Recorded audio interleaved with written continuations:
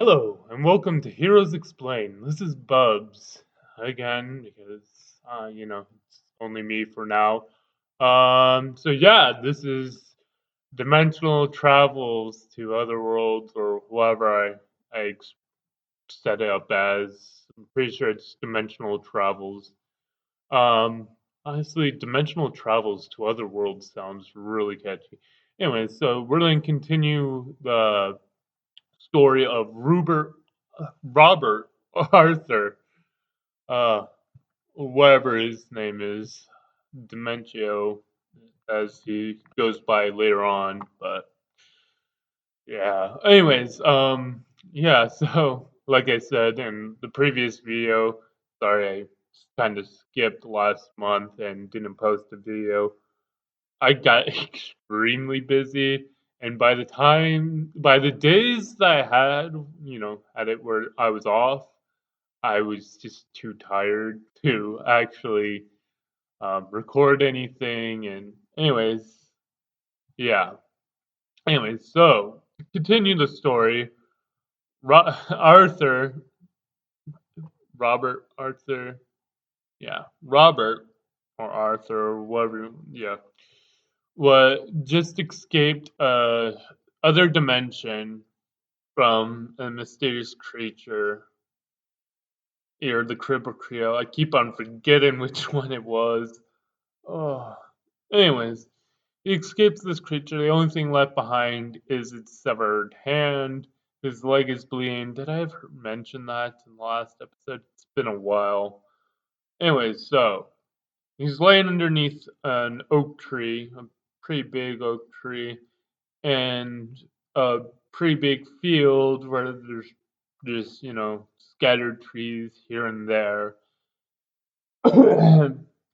Besides his racing heart, the only thing he can truly hear is the chirps of birds and the blow of the wind.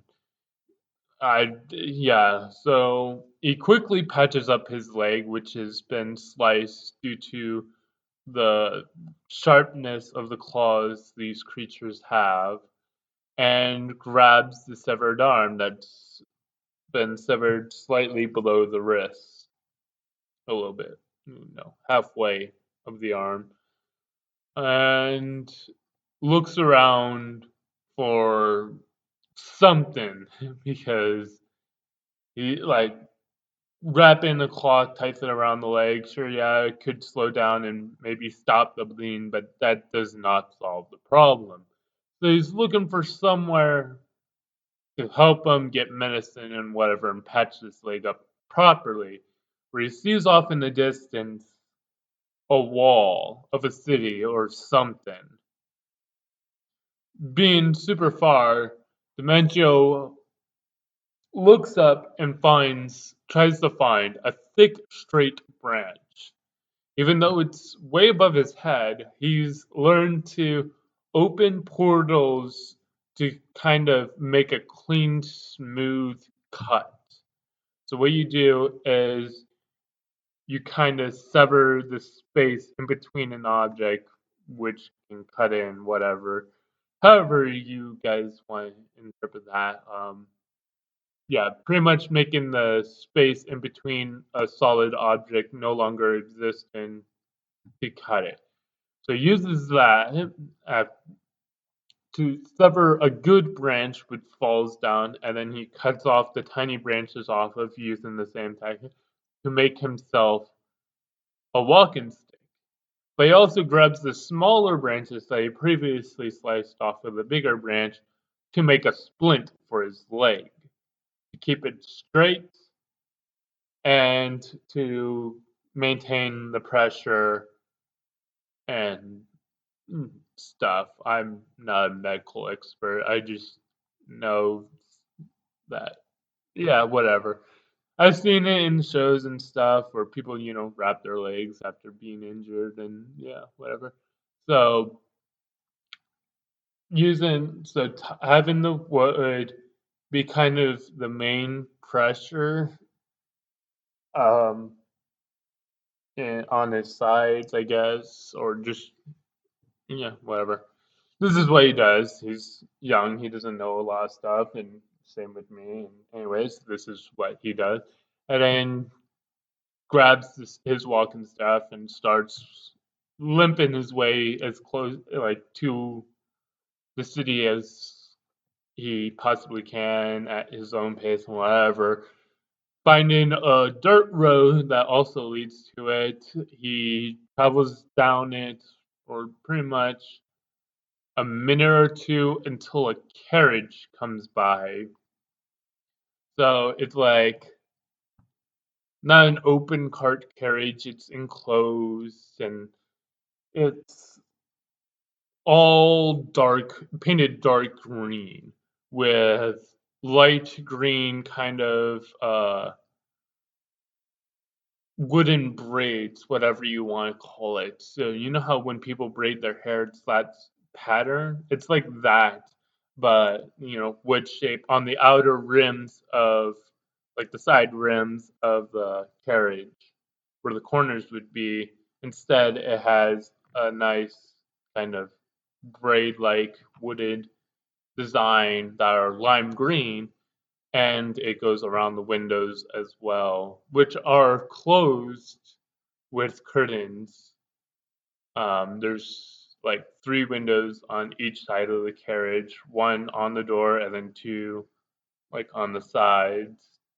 Um, one of the windows, the side closest to the rider, the caddy, whatever you want to call him, is opened, and as the carriage goes by, uh, as it's coming by, uh, Robert tries to like get them to stop, and it's just like, well, his first instincts to wave and try to flag them down, but then in the back of his mind, he's just like, wait, hold on, I don't know who these people are. Sure, yeah, I'm bleeding, but I don't know the rules of this world and what may apply and stuff. They could possibly just kill me for being injured and stuff. So he's like,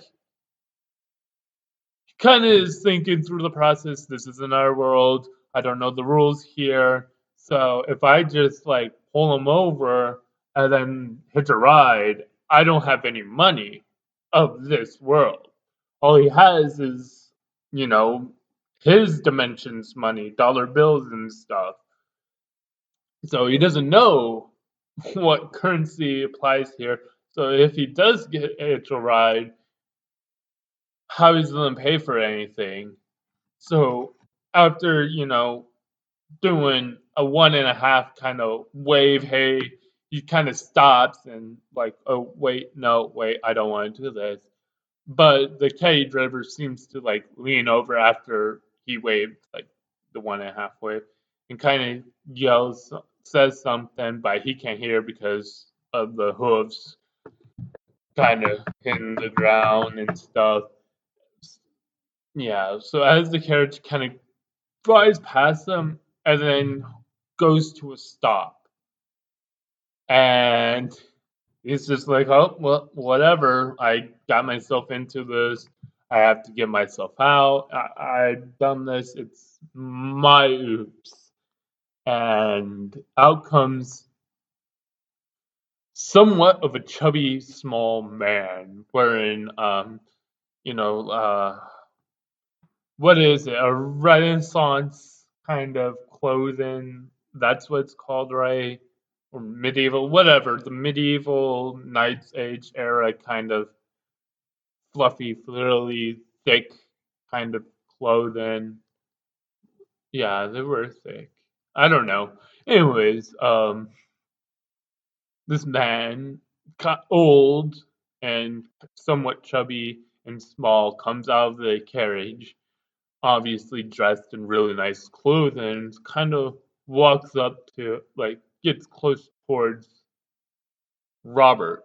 And the guy who is driving, the caddy or whatever you want to call it, uh, like, comes down and, like, walks beside the obviously rich dude.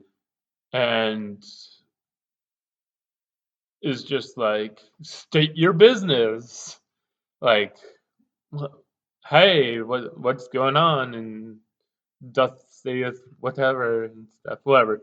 They're like, yeah, just like, "Yeah, what happened? Like, you seem to be injured. Do you need help? What can we do for you?" And Robert's just like, okay, so these guys seem to be out for my well being, but I'm not gonna let that trick me, just in case they're just, want even pickings. But it just seems to be these two. So maybe, just maybe, I can hitch a ride with them. And if something goes south, I can defend myself because he still has the claw that he put in his bag. And it's just like, if need be, it's already proven to be sharp. I can use it as like sharp blades to stab and slice and cut as a weapon to escape.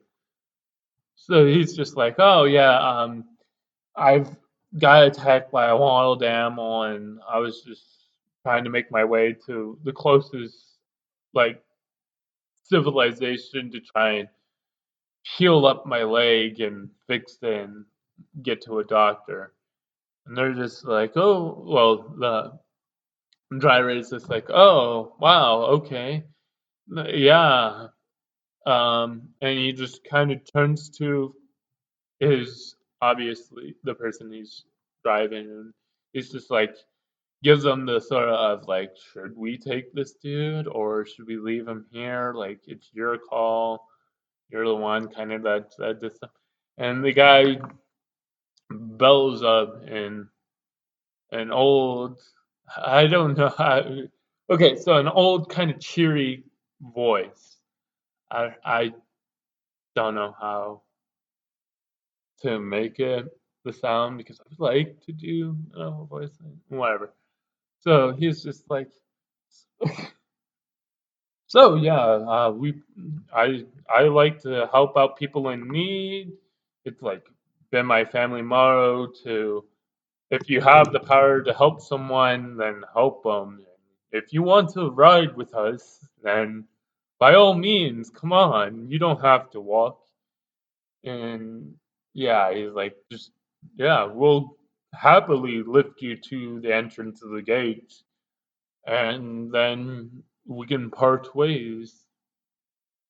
And Rupert's just like, yeah, well, it'll probably take me way too long to get to the gate and stuff. But he's kind of balancing out, okay, so either go with these guys and probably die, or try to make my way to the city and probably die. So it's just like, yeah, I'm just gonna risk it with going with them. So he just kindly says, "Oh, are you sure? Like my leg's bleeding, so you're fine with blood getting on your carriage and stuff." And the guy's like, "Oh, don't worry, we can clean it out and buff it, whatever." He says, "Just come with me and let's give you a ride, man, young man." Yeah. And yeah, he's like, "You could pay me back later. We'll most likely cross paths again." And Robert is just like, "Okay, sure." And he limps over. There's stupid birds hitting the window, and it's distracting. Birds, stop trying to hit the window. They're like, come on. There's this bird, and it just keeps on hitting this window, just over and over again. Yeah, it was very distracting, and then it finally stopped after it realized it can't go through glass. Anyways, where was I? Oh yeah. Anyways, he's just like, come on, get in, like, let me take you a ride, and you can pay me back later, however you see fit. And yeah, and whatever. And Robert's just like, okay, thanks for your kindness and whatever, and makes his way towards the carriage, and the driver helps the old man into the carriage and then gestures to Robert to sit with him in the front. And Robert's like, sure, yeah, whatever. And as Robert's about to go, the old man's like, no, no, no, let him come in and stuff. It's a way smoother ride in here. And the guy's just like, are you sure? Are you sure this is a random dude? It's a random dude. It could be a bandit. You could be faking this and whatever. And the guy's like, oh, come on, it's fine. Come on, my boy, come on in.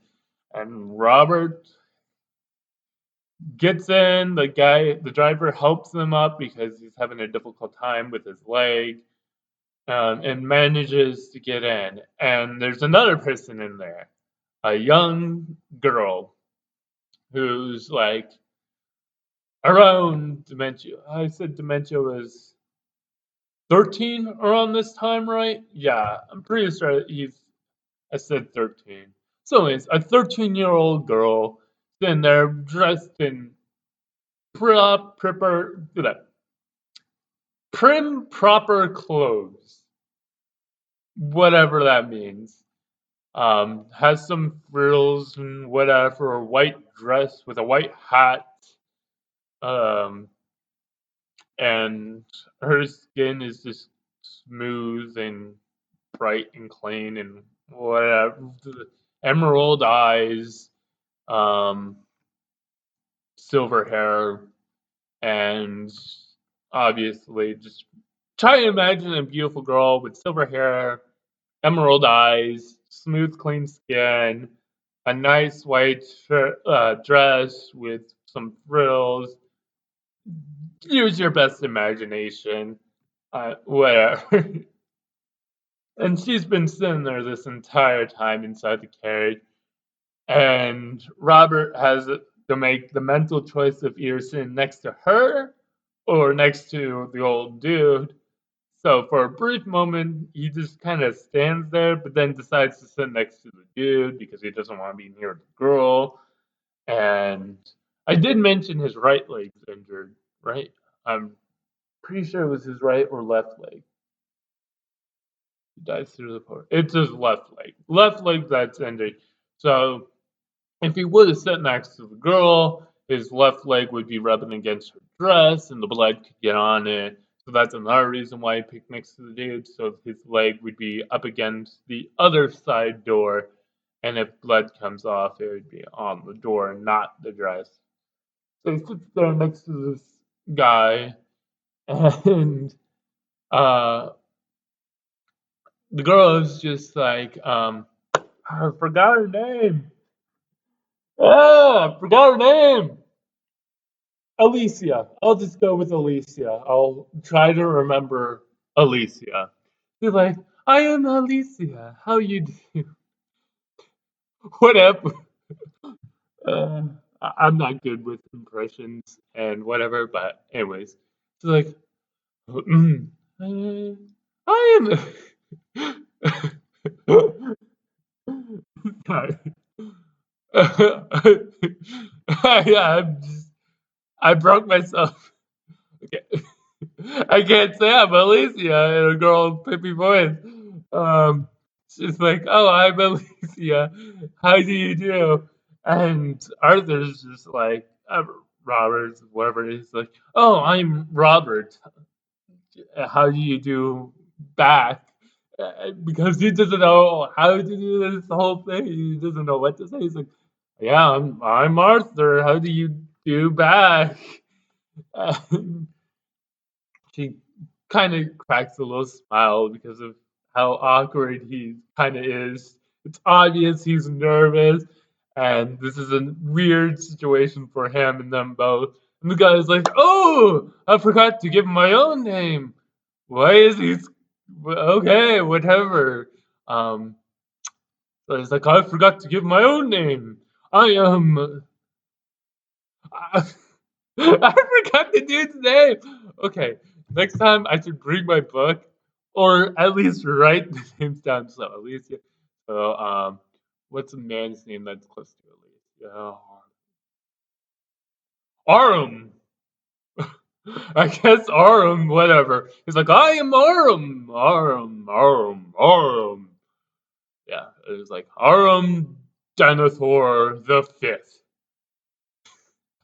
Alicia Denethor. Okay, whatever. Uh, Arum Denethor the Third, and he was like, sorry that I'm late to the introductions. Um, and yeah, well, yeah, please feel free and have a relax, my boy. He just, yeah, because our Robert is just young and whatever is just, you know, the guy's just treating him like a kid, which technically he is, but in this dimension, he would also be technically an adult and whatever. This like the Alicia is just like, so, what happened to your leg? Where did you come from? Why are you heading to the city of? I think I said it was. If I remember correctly, it's Jolton, city of Jolton. I'll probably forget about all this stuff. I'd have to probably re-listen to all this stuff. But it's just like, oh, so what business do you have at the city of Jolton?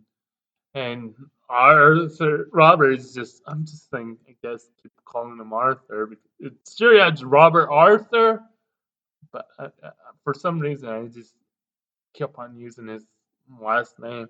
And it didn't get confusing when I mentioned his doppelganger. Yeah, Dementia has other dimensional versions of himself. Anyways, so Arum, yeah, this is like so. What business do you have at the city of Drolton? And Arthur is just like, well, I was just, traveling on my way and I was attacked by a wild beast and I'm just on my way to the nearest city to seek medical aid. And Arthur's just like, yes, hey, your leg looks pretty banged up. Do you have any money or relatives in the city of Jolton or like anything? And Robert, I guess I'm just when I decide to call him Arthur, I guess I'm switching back to Robert. So Robert's just like, no, I'm very far from my family. I got separated on our journey, and yeah, I'm just trying to travel my way back to my homeland to hopefully reconnect with them in the countries of and he's just like thinking through his minds is the country of America and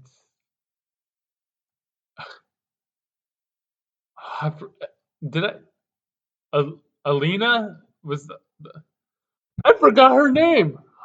I think it's Alina, right? Alina or was it Anastasia? I knew it started with an A. Alice, Alicia, Alicia. Alicia is just like, oh wow, you got separated. How frightful. Frightful.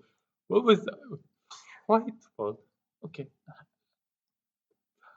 I feel like I should do an SMR in that voice, but I'm not. Anyways, it's like how frightful. Um, if you need a place to stay, you feel free to like stay with us. Is that all right, Papa? She turns to Aram. He was like, yes. Yes, totally. Once you get patched up and whatever, feel free to like stay at our place until you figure out your footing and stuff.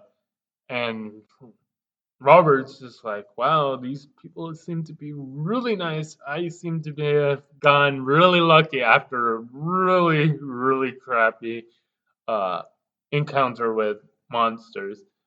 And not before long, they get near the gates, and Aram's just like, "Okay, boy, my boy, we have to let you off, and you would have to enter by yourself. But, like I said, you're free to stay with us. we are making our way to Nobleton that lives in this city. Just ask for the Nobleton. I think it was Woolford. Woolford. Woolford. The Nobleton Woolford, and say that you're a guest of Arum. Arum. I forgot his last name. Arum the Third. Arum, insert whatever I said earlier. The Third. Oh man, if I ever wanted to do D&D as a DM or a game master or whatever you want to call it, I would probably be neck deep in a bunch of NPCs file sheet just to remember everyone's name. And then also side note of their accents and stuff. It would be horrible. Anyways, but yeah, Robert gets off, thanks them both kindly for their lift, and I don't think I ever mentioned what Aram looks like. So mentioned he was slightly chubby and small, but he has like little hair. Like he's not bald, but he's like slowly, balding in the reverse mohawk, whatever it's called. Whatever, there's the bald pot edge on the forehead, but the side hair is still there. So he's pretty much slowly getting to that point, all gray. He also has emerald eyes, um, emerald green eyes. But yeah, Robert gets up, waves them farewell, thanks them for their offer and help, and then they take the carriage to a gate with a bunch of other carriages. And then Robert looks and sees that there's a line of just single people. So there's three gates.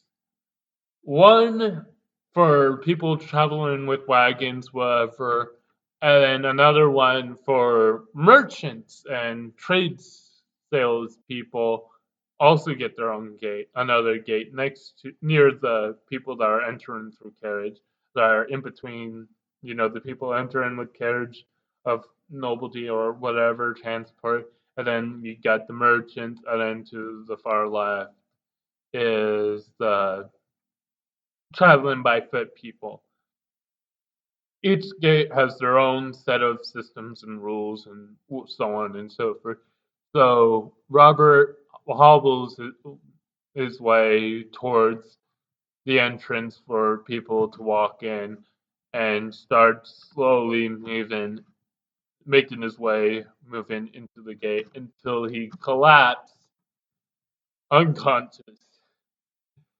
That's where it's going to be continued. I'm going to be picking up after he regains conscience.